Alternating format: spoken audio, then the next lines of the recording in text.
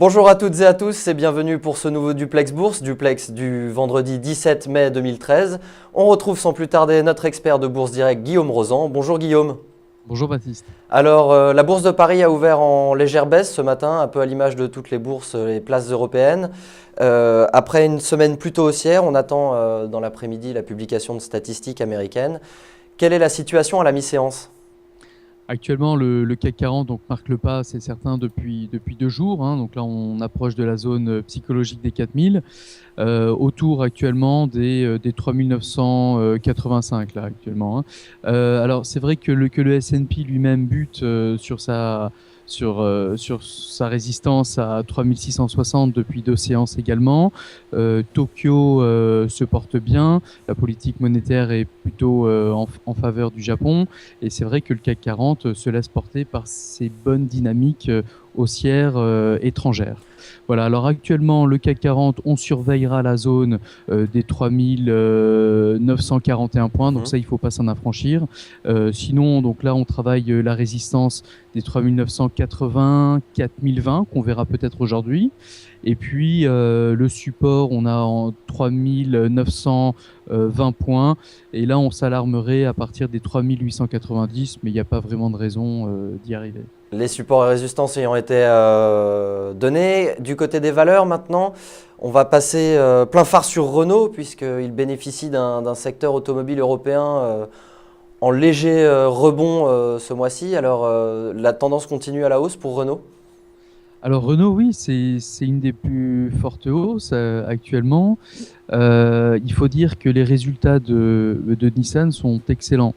La politique, la stratégie initiée depuis plusieurs années paye vraiment, à la fois par Nissan et à la fois par Dacia, qui participe à 28% du chiffre d'affaires sorti là, de Renault. Alors Renault qui gagne pratiquement 3% à 61 euros.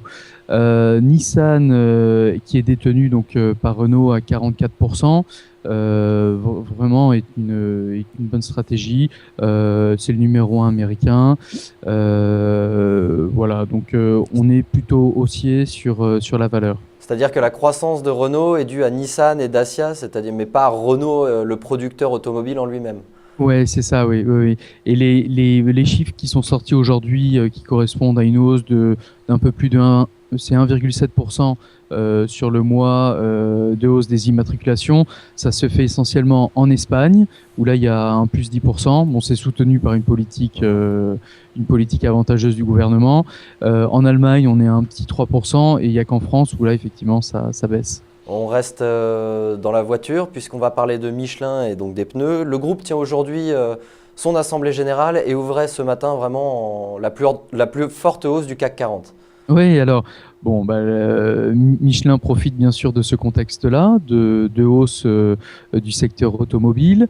Alors, concernant Michelin, c'est vrai qu'il avait déçu au niveau de son chiffre d'affaires sorti et sur la partie des pneus camions. Bon, maintenant, on relativise. Il y a trois quarts du chiffre d'affaires qui est fait dans le remplacement des pneus, et une très très forte hausse qui est constatée dans les pays émergents. Donc là, on pense qu'il y a vraiment encore un potentiel sur cette partie-là. Depuis un an, elle gagne environ 30%. Depuis le début de l'année, elle baisse toujours légèrement. Non, elle est en légère hausse de 2,4%. Donc il y a quand même une petite, il y a un rattrapage attendu sur la valeur. Le PER est raisonnable. On est à 8,2 en 2013 et on est à 7,4 en 2014. Donc il y a un peu de potentiel.